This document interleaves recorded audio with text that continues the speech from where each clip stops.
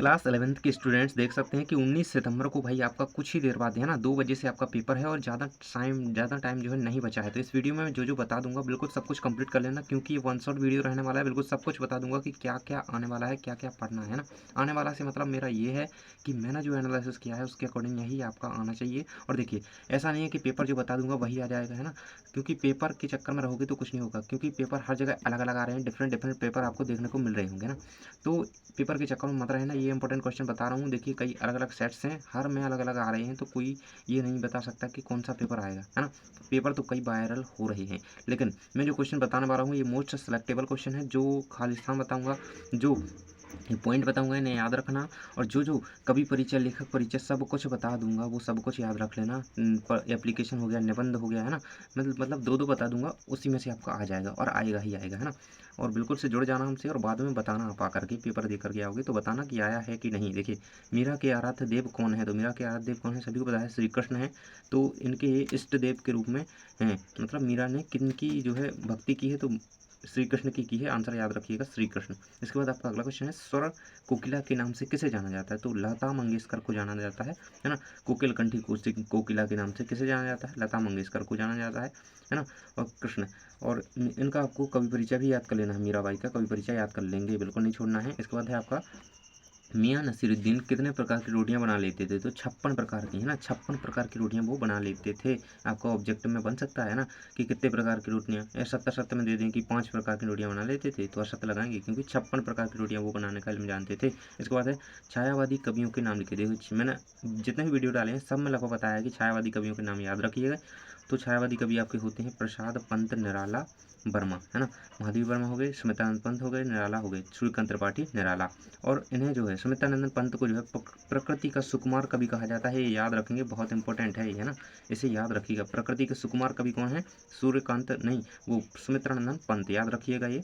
इसके बाद अगला है आपका भक्तिकाल के प्रमुख कवियों के नाम लिखिए। भक्तिकाल के प्रमुख कवि कौन कौन से, तुलसीदास हो गए, सूरदास, मीराबाई, कबीर, जायसी, रहीम। देखिए, भक्तिकाल के कवियों के नाम के साथ साथ आपको भक्तिकाल की शाखाओं को भी याद रखना है। भक्तिकाल को प्रमुखतः 2 भागों में बांटा गया है, जिसमें पहला है सगुण और दूसरा है निर्गुण, है ना। फिर इनको भी 2 भागों में बांटा गया है, सगुण को भी 2 में बांटा गया है ना, राम भक्ति शाखा, ये राम भक्ति शाखा और कृष्ण भक्ति शाखा, है ना।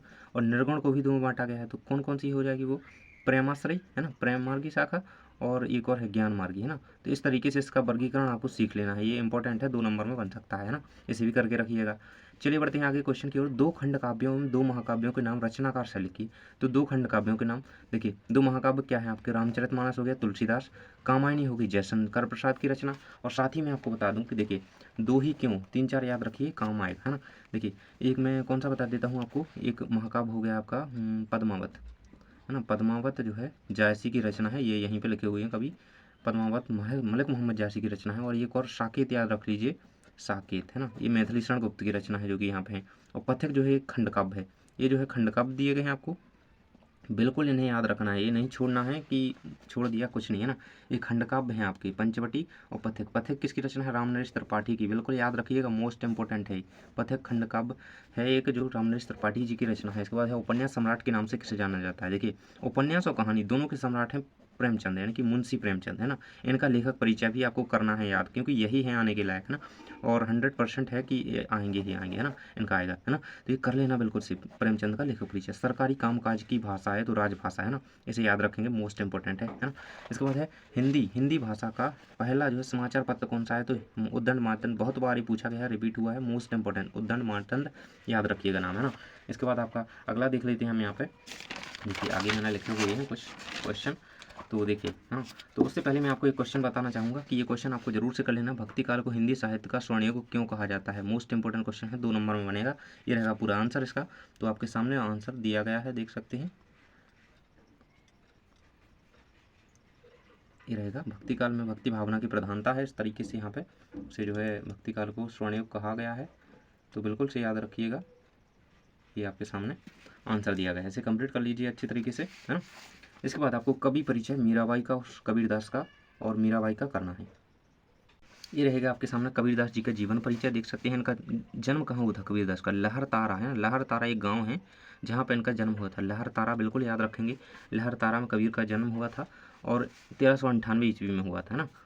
याद रखेंगे। इसके बाद इनकी रचनाएं याद रखना है। इनकी रचना है साखी शबद रमैनी, है ना, साखी शबद रमैनी, ये रहेंगी इनकी रचनाएं, प्रमुख रचनाएं याद रखेंगे। और फिर इनका साहित्यिक परिचय लिखना है, जो कि यहाँ पर साहित्य में स्थान करते हुए कंप्लीट। और मीराबाई का देख लीजिए, यहाँ पे देखिए मीराबाई का जन्म सब कुछ लिखा है ना। और इनकी जो रचना है ना, नरसिंह जी माहेरो, इनकी जो प्रमुख रचना है, इसको याद रखेंगे। मीराबाई की रचना है नरसिंह जी माहेरो, मीराबाई की पदावली इनकी ही रचना है। ये इनका जो है कवि परिचय रहेगा। ये भाषा शैली के साथ इसको पूरा कवर कर लेना है भाई, ये रहेगा इनका कवि परिचय। दोनों का कंप्लीट कर लीजिएगा, मीराबाई का जरूर से कर लेंगे, कबीर का कर लेंगे, दोनों का कर लीजिएगा, कोई एक आपका जरूर से आपको मिल जाएगा ना, क्या पता दोनों ही आ जाए, तो बिल्कुल से इनको कर लेना है। इसके बाद है आपका देखिए लेखक परिचय। लेखक परिचय भाई आपका यहाँ पे दिया गया है कि मुंशी प्रेमचंद्र का है, तो यही 100% आपको करके रख लेना है, क्योंकि यार गद्य खंड में आपके यही कवि हैं जिनका कवि परिचय आना चाहिए, और बार बार आता है, हर बार आता है लगभग ना। और यहाँ पे पद्यांश की व्याख्या देखें तो मेरी तो गिरधर गोपाल वाली कर लेना। यहाँ पे देखिए मैं दिखाना चाहूँगा, ये भी कर लेना है ना, साथ में ये तो करना ही है, साथ में ये भी कर लेना। हम तो एक एक करी जाना संतों देखा जग बोराना, ये वाली कर लेना। ये दो ही कहें तिनको दो गज, है ना, ये वाली कर लेना। यहाँ पे देखिए प्रस्तुत संदर्भ में आपको क्या लिखना होता है भाई, तो सभी को पता है कि संदर्भ में हमें यहाँ पे कहाँ से लिया गया है, कवि कौन है, वो लिखना होता है ना। और प्रसंग में लिखना होता है, इसमें क्या बताया जा रहा है, संक्षेप में थोड़ा सा लिख देंगे। फिर व्याख्या तो आपको इसी के अकॉर्डिंग करनी है देख करके, तो इस तरीके से इसकी व्याख्या पूरी ये कंप्लीट कर लो भाई, ये पूरा कंप्लीट कर लो। यहाँ तक विशेषताएं जरूर से लिखना, विशेष अगर लिखो तो नंबर नहीं कटेगा ना, ये पूरी कर लेना है कंप्लीट। और इसके बाद बढ़ते हैं अगले। देखिए मैंने बताया कि प्रेमचंद्र का आपको लेखक परिचय करना है, तो भाई प्रेमचंद्र का लेखक परिचय यहाँ पे देख सकते हैं, जीवन परिचय रहेगा उनका। और यहाँ पे देख सकते हैं, देखिए ये रहेगा प्रेमचंद्र का पूरा यहाँ पे लेखा जोखा जो भी है यहाँ पे पूरा का पूरा दिया गया है, इनकी साहित्यिक विशेषताओं के साथ पूरा देखिए, है ना। रचना याद रखिए मेनली, तो इनकी रचना क्या है, सेवा सदन प्रेमाश्रम, है ना, रंगभूमि निर्मला कायाग्राफ, गबन कर्मभूमि गोदान, ये रचना इनकी दी गई हैं। और आगे इनका देखना चाहें तो इतना यहाँ तक इनका कंप्लीट होता है। साहित्य में स्थान आपको जरूर से लिखना है, साहित्य में स्थान लिखेंगे और ये पूरा आपका यहाँ पर कंप्लीट रहेगा। इन्हें उपन्यास सम्राट या कहानी का सम्राट के रूप में जाना जाता है, ये याद रखेंगे, है ना। उपन्यास सम्राट कौन है, मुंशी प्रेमचंद्र, याद रखिएगा। ये वाली व्याख्या आपको याद कर लेनी है। दुनिया सोती थी, देखिए दुनिया सोती थी पर दुनिया की जीव जागती थी, है ना। ये मुंशी प्रेमचंद्र के पाठ से लिया गया है, जो कि यहाँ पे नमक का दारोगा है। देखिए यहाँ पे नमक का दारोगा से लिया गया है, ये मुंशी प्रेमचंद्र जी की रचना है, देख सकते हैं। सम्राट, उपन्यास सम्राट जो कहे जाते हैं मुंशी प्रेमचंद्र। यहाँ पे दुनिया सोती थी पर दुनिया की जीव जागती थी, ये कहाँ से है, ये रहेगा। ये पूरा का पूरा यहाँ पे दिया गया है, इसका यहाँ से व्याख्या स्टार्ट होती है। सही विकल्प हमारे सबसे पहले यहाँ पे पंडित अलूपीदीन ने मुंशी बंशीधर को किस पद पर नियुक्त किया था। भाई जिसको पता है पहले से कमेंट बॉक्स में लिख देगा, है ना, सीधे कमेंट बॉक्स में लिखिए, जिसको भी पता है कमेंट में लिखिए। वकील, दारोगा, मैनेजर, शिक्षक। भाई तो वो दारोगा पद पर तो थे, लेकिन मुंशी बंशीधर को पंडित अलूपीदीन ने किस पद पर नियुक्त किया था, तो मैनेजर के पद पर नियुक्त किया था, है ना। तो मैनेजर यहाँ पे आपका आंसर हो जाएगा, है ना, यही आपका उत्तर रहेगा। इसके बाद है आपका अगला क्वेश्चन, देखिए मियां नसीरुद्दीन के वालिद किस नाम से प्रसिद्ध थे। नानबाई गढ़िया वाले, नानबाई खोमचे वाले, नानबाई तुर्रम वाले, नानबाई असाटी वाले। तो यहाँ पे आंसर क्या रहेगा, नानबाई गढ़िया वाले, है ना। तो ये आपका आंसर हो जाएगा नानबाई गढ़िया वाले, यही आपका रहेगा आंसर। इसके बाद अगला क्वेश्चन आपका, तेरे दिमाग में तो लोहा भरा है रे, विद्या का ताप, विद्या है ना, कताब कहाँ लगेगा इसमें, यह वाक्य किसका है, तो बंशीधर का, धनराज का, पुरोहित का या त्रिलोक सिंह का। तो ये मास्टर जी का ही जो है वाक्य है, त्रिलोक सिंह का आंसर आएगा आपका त्रिलोक सिंह।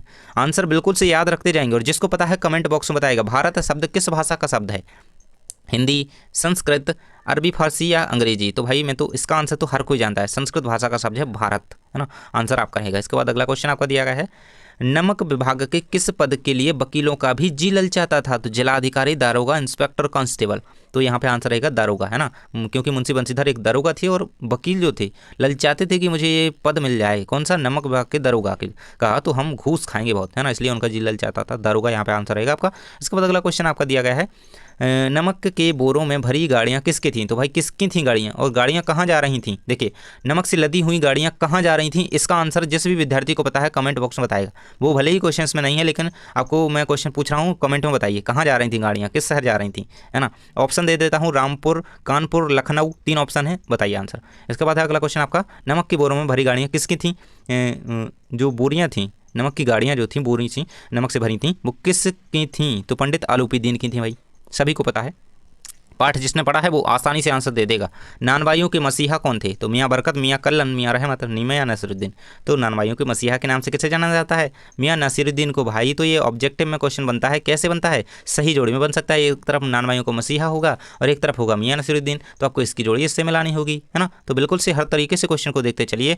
अगला क्वेश्चन आपको दिया है, किस्म किस्म की रोटी बनाने का इल्म, है ना, नसीरुद्दीन यानी कि मियाँ नसीरुद्दीन ने किससे सीखा। भाई तो किससे, अपने वालिद से सीखा था, है ना, आंसर आपका क्या रहेगा, वालिद। इसके इसके बाद अगला क्वेश्चन है, धनराम पूरे दिन घोटा लगाने के बाद कौन सा पहाड़ा याद नहीं कर पाया था? तो भाई जिसने पाठ पढ़ा है आसानी से आंसर लगा देगा, 13 का पहाड़, है ना। 13 का पहाड़ा किसको? धनराम को पूरे दिन घोटा लगाने के बाद भी याद नहीं हुआ था। आंसर क्या रहेगा? 13 का पहाड़ा। इसके बाद अगला क्वेश्चन आपका दिया गया है, पिता का भार हल्का करने के लिए मोहन किस ओर जा रहा था? तो भाई शहर की ओर जा रहा था, है ना। तो जिसको पहले से पता हो कमेंट में बताएगा भाई, उससे आपका क्या होता है, एक तरीके से तो रिवीजन हो जाता है, और अब जब आप टाइप करते हैं, लिखते हैं कहीं किसी चीज़ को, तो वो आपको याद हो जाता है बिल्कुल, है ना। तो कबीर ने ईश्वर के कितने स्वरूपों को जाना है? तो कबीर ने ईश्वर के केवल एक स्वरूप को जाना है ना, एक। आंसर कह रहा कि एक। इसके बाद मीराबाई की भाषा मूलतः थी? तो भाई मीराबाई की भाषा जो थी राजस्थानी थी। जल्दी जल्दी करेंगे क्योंकि वीडियो बहुत लंबा होने वाला है। बेआंखें कविता में कवि ने किसके व्यथित जीवन की चर्चा की है? तो किसान के, महाजन के, जमींदार के, स्वयं के। तो किसान के व्यथित जीवन की चर्चा की है, बिल्कुल याद होते जाएंगे भाई आपको। घर की याद कविता में कवि के पिता कौन सा पाठ करते हैं? तो गीता का पाठ करते हैं। जिसने भी चैप्टर पढ़ा है भाई आसानी से आंसर बता देगा, और मैंने सभी चैप्टर के क्वेश्चन आंसर, ऑब्जेक्टिव क्वेश्चन सब कुछ कवर करा रखा है। आप लोग वीडियो देखते ही नहीं है, वीडियो देखे जाकर के सब कवर हो जाएगा बिल्कुल आसानी से। एक बार में क्वेश्चन सुन करके आंसर देंगे। लता मंगेशकर के पहले चित्रपट संगीत के क्षेत्र में इस प्रसिद्ध गायिका का बोलबाला था? तो सलमा का, बेलायत खां, नूरजहां, रूना लैला। तो नूरजहां यहाँ पे आंसर आपका रहेगा, नूरजहां, है ना, यही आपका आंसर रहेगा। इसके बाद अगला क्वेश्चन आपका दिया गया है, निम्नलिखित में से लता मंगेशकर को किस उपनाम से नहीं पुकारा जाता है? तो कोकिला, स्वर सामग्री, कोकिला कंठा, गजगामिनी। तो गजगामिनी के नाम से उन्हें नहीं पुकारा जाता है, जबकि ये तीनों अन्य नाम उन्हें दिए गए हैं। किसको? लता मंगेशकर को। मंगेशकर में थोड़ा मिस्टेक है, कोई दिक्कत नहीं है, चलिए आगे बढ़ते हैं। इसके बाद आपका अगला क्वेश्चन दिया गया है, कुएं की खुदाई किस औजार से की जाती है? तो भाई सबको पता है कि बसौली से की जाती है। आंसर रहेगा आपका, कुएं की खुदाई किस औजार से? बसौली से की जाती है। ये आपके अगला क्वेश्चन आपका दिया गया है, संचार, संचार शब्द की उत्पत्ति खालिस्तान धातु से हुई? तो चर धातु से हुई। क्या लिखेंगे आंसर में?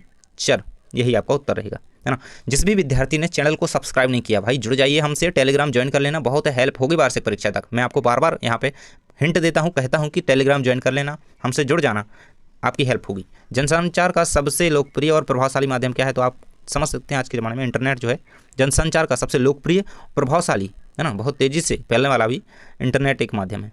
इसके बाद अगला क्वेश्चन आपका, टेढ़ी खीर मुहावरे का अर्थ क्या है? भाई एक ना एक मुहावरे का अर्थ आना ही है। फूले ना समाना मुहावरे का अर्थ क्या है? बहुत बार पूछा गया है। टेढ़ी खीर का पूछा गया तो इसका अर्थ होता है कठिन कार्य, है ना। फूले ना समाना मुहावरे का अर्थ होता है अत्यंत प्रसन्न होना, याद रखिएगा।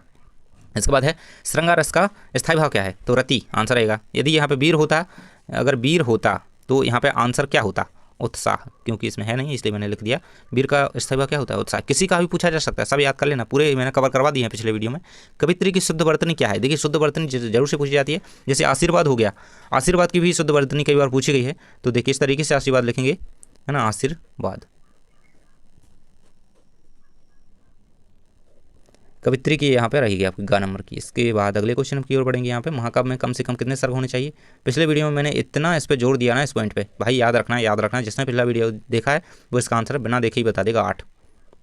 इसके बाद अगला क्वेश्चन आपका दिया गया है, 24 नंबर का प्रश्न है, रसात्मकम वाक्यम काव्यम किसकी परिभाषा है?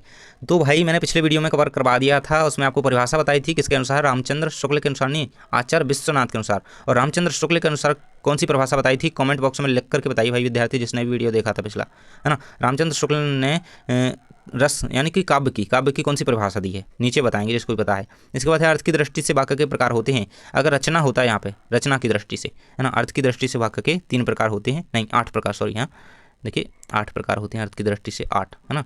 रचना की दृष्टि से 3 होते हैं। अर्थ आ रहा है ना, 8 ऐसे याद रखिए, कोई दिक्कत नहीं पड़ेगी, है ना। रचना है तो वो तो 3 है ही फिर। इसके बाद रिक्त स्थान आपके स्टार्ट होते हैं भाई। कबीर भक्ति काल की खालिस्तान धारा के कवि तो निर्गुण भक्ति धारा के कवि हैं। मीराबाई ने खालिस्तान से अपनी अनन्यता व्यक्त की थी श्री कृष्ण से। इसके बाद है, खालिस्तान को प्रकृति का सुकुमार कवि कहा जाता है, सुमित्रानंद पंत को कहा जाता है। भवानी प्रसाद मिश्र खालिस्तान से अलंकृत हैं तो पद्मश्री एवं गालिब पुरस्कार से, है ना। वीडियो को पूरा देखिएगा, जरूर बने रहिएगा, जो भी विद्यार्थी हैं बचे हुए हैं जो भी साथ में।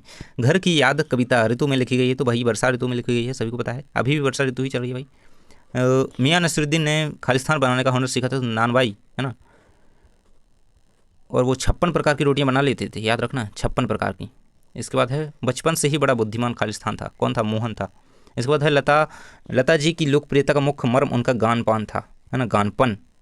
इसके बाद है अगला क्वेश्चन आपका, भारतीय संगीत में मुख्य वादक रहा है, तो वीणा, है ना। आगे देखिए 2 नंबर के, 3 नंबर के और 4 नंबर के क्वेश्चन हैं, तो वीडियो को बिल्कुल मत छोड़ना, पूरा वीडियो देखना, सभी क्वेश्चन को कवर करके जाना है।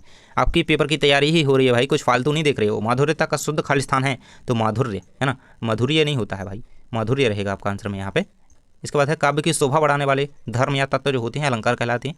मैंने ये कवर करवाया हुआ है अलंकार जो है पिछली वीडियो में, जो कि हमारा व्याकरण का वीडियो था। वाणी का डिटेक्टर भाई कबीरदास जी को कहा जाता है, याद रखेंगे, है ना। और खिचड़ी भी इन्हीं की भाषा को कहा जाता है, कबीरदास की भाषा को खिचड़ी कहा जाता है। इसके बाद सत्य सत्य आते हैं हमारे। वैसे तो सत्य सत्य पूछे नहीं जाते, लेकिन क्या पता पूछ लिए गए, है ना। पूछे तो जाते ही हैं। कबीर ने बाह्य आडंबरों पर करारा प्रहार किया है, सत्य रहेगा। मीरा के गुरु नरसिंह मेहता थे, असत्य रहेगा। इसके बाद किसान के पास उजरी नामक एक गाय थी, बिल्कुल सत्य है भाई। इसका होता है पंडित अलूपीदीन का लक्ष्मी जी पर अखंड विश्वास था, बिल्कुल सत्य है भाई, लक्ष्मी जी को ही वो सब मानते थे। लेखिका कृष्णा सुविति जी नानवाई मियां नसीरुद्दीन की दुकान पर रोटी खरीदने गई थी, असत्य, वो उनसे बातचीत करने गई थी। इसके बाद धनराम बचपन से ही बड़ा बुद्धिमान था, असत्य है, क्योंकि मोहन बचपन से बड़ा बुद्धिमान था, जैसा कि ऊपर हमने पढ़ा है अभी। इसके बाद है चित्रपट संगीत में गीत और आघात को अधिक महत्व दिया जाता है, सत्य। कुई का व्यास कुई के व्यास के बराबर होता है। कुई का व्यास कुएं के व्यास नहीं, कुई भाई छोटी होती है, इसलिए असत्य रहेगा।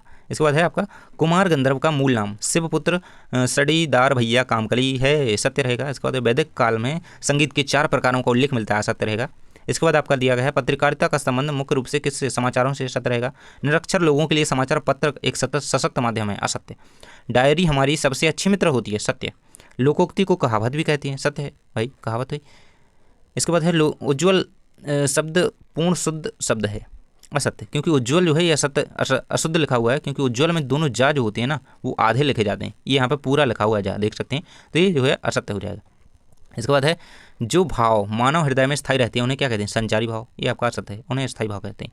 इसके बाद है सही जोड़ियाँ भाई, सही जोड़ियों को देख लेते हैं, मैं मिलाते जाऊँगा, आप देखते हैं। कबीर के पदों में रस क्या है भाई, शांति से कबीर ने काम किया, शांत रस। कुलनासी, कुल का नाश करने वाली कुलनासी होती है। बर्धों यानी बैलों की जोड़ी को क्या बर्धों कहा जाता है, याद रखेंगे, बहुत बार पूछा गया है। तो मासिक वेतन की जोड़ी किससे मिल जाएगी, तो यहाँ पे ये पूर्णमासी का चांद होती है मासिक वेतन। कुमार गंधर्व, तो इन्हें कालिदास सम्मान से नवाजा गया था। संगीत के क्षेत्र में लता का स्थान अव्वल रहा है। राजस्थान की रजत बूंदें अनुपम मिश्र की रचना है ना, इस तरीके से जोड़ी मिलाएंगे। इसके बाद रात दिन, रात दिन में द्वंद्व समास होगा, माता पिता हो गया, रात दिन हो गया, है ना, ये इनमें क्या है, द्वंद्व समास होता है। इसके बाद तीन तिरह होना की जोड़ी भाई नीचे मिलेगी, बिखर जाना, है ना। इसके बाद एकमात्र सहारा, अंधे की लाठी एकमात्र सहारा, राजभाषा है जो है हमारी सरकारी कामकाज की भाषा, बहुत इंपॉर्टेंट, बहुत। उपमेय का निषेध कर उसमें उपमान का आरोप किया जाए, वहाँ पर क्या होता है, अपहुंती अलंकार होता है। और चिपके का अर्थ क्या होता है भाई, श्लेष होता है। महाकाव्य यहाँ पे क्या है, रामचरितमानस है, ये अपहुंती अलंकार, इस तरीके से इन्हें कंप्लीट कर लेंगे। इसके बाद बढ़ते हैं अगले क्वेश्चन की ओर। यहाँ पे एक शब्द या वाक्य में उत्तर दिए गए भाई, पूरा पेपर कवर करवा रहा हूँ, सीधी बात है, कोई दिक्कत नहीं है। यहाँ पे देख सकते हैं कबीर ने पुस्तकीय ज्ञान की अपेक्षा किस ज्ञान को प्रमुखता दी है, तो व्यवहारिक एवं प्रत्यक्ष ज्ञान को कबीर ने यहाँ पे प्राथमिकता दी है, प्रमुखता दी है। विष का प्याला किसने भेजा था, तो राणा ने भेजा था।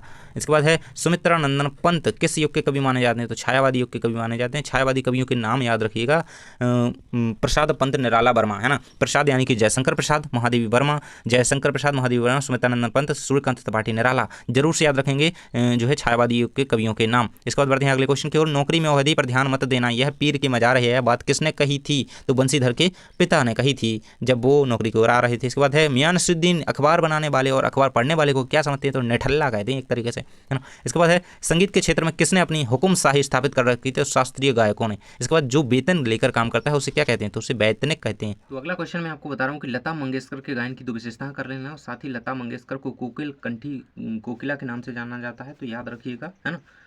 तो ये क्वेश्चन कर लेंगे। इसके बाद आपको कौन सा क्वेश्चन करना है, यहाँ पे देखिए, कुएं की खुदाई वाला क्वेश्चन भाई इंपॉर्टेंट क्वेश्चन है ये। कुएं खुदाई करते समय किस पर सिर पर धातु का टोप क्यों पहनते हैं, ये कर लेंगे। और कुएं की खुदाई किससे की जाती है, तो भाई कुएं की खुदाई जो है बसौली से की जाती है। मैंने एक वीडियो डाला था इंपॉर्टेंट ऑब्जेक्टिव का और क्वेश्चन पूरे बताए थे, उसमें भी ये बताया था और यहाँ पे भी बता दिया। कुएं की खुदाई किससे की जाती है, बसौली से, सो आंसर याद रखिएगा।